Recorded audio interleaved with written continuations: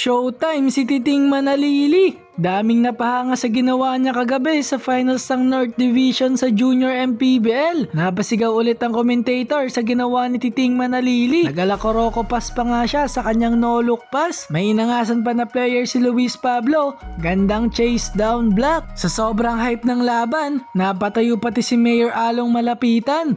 Buhat mode sa fourth quarter si Titing Manalili, champion sa North Division. So game to na ng Under 21 North Division Final sa Junior MPBL. Batang San Juan Knights Phenom kontra nga dito sa mga superstar ng Caloocan Batang Kankalu.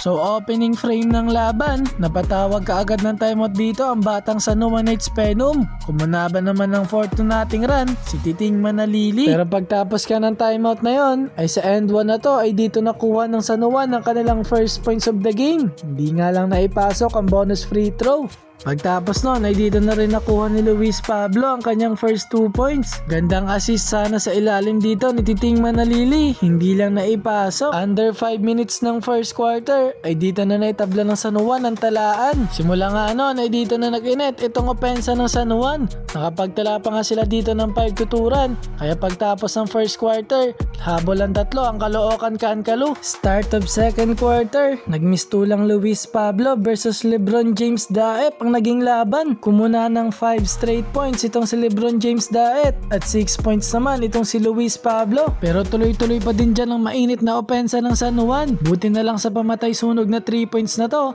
ay nakuha ulit ng Caloocan Kankalu ang momentum. Biglang uminit ang kanilang outside shooting at nakapagtala pa nga sila dito ng 14-5 run, kaya nakuha nila ulit ang kalamangan kontra sa San Juan. Pero mainit talaga ang kamay ng player na to, tinapos niya ulit ang first half sa isang 3 points, kaya biglang isa na lang ulit ang kalamangan ng Caloocan Kankalu. Start of third quarter, napatayo dito si Mayor Along malapitan sa ginawa ni Titing Manalili. Gandang behind the back at napahiga na lang siya dito. Well, pagtapos nga nun ay nakabingwit pa nga dito ng foul si Titing at napasok niya pa nga ang dalawang free throw. Eto ata yung Kuroko pass in real life. Tingnan nyo naman mga bossing, gandang assist ni Titing Manalili. Well, pagtapos niyan, ito naman si Luis Pablo, may inangasan sa kalaban. Gandang chase down block, kaso nga lang technical doon si Luis Pablo. Pero pagtapos nga niyan, biglang step up naman itong big man ng San Juan. Gusto pang patahimikin ng fans ng Caloocan. Pero papatapos ang third quarter, pinaingay ulit ni Luis Pablo ang Caloocan sa isang slam dunk. And slams it home!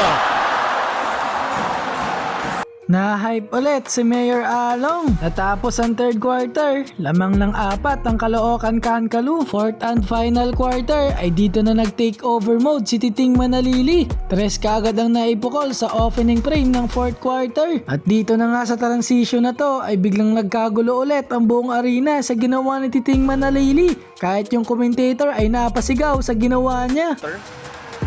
Manalili na naman, nilipat pa sa kaliwa!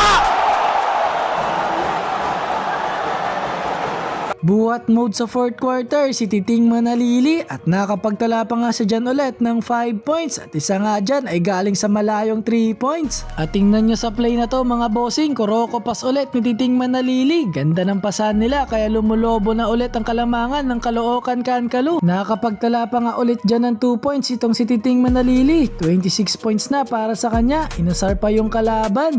Pero eto na naman yung player na nag-iinit kapag konti na lang yung oras. Under 1 minute nga ay nakapagpukol pa nga siya dito ng 7 straight points at dalawa nga dyan ay galing sa 3-point line. Pero hindi na nga sila doon nakahabol kasi wala ng oras at sa huli nga nakuha ng Caloocan Kankalu ang panalo. Champion sila sa Junior MPBL Under 21 North Division.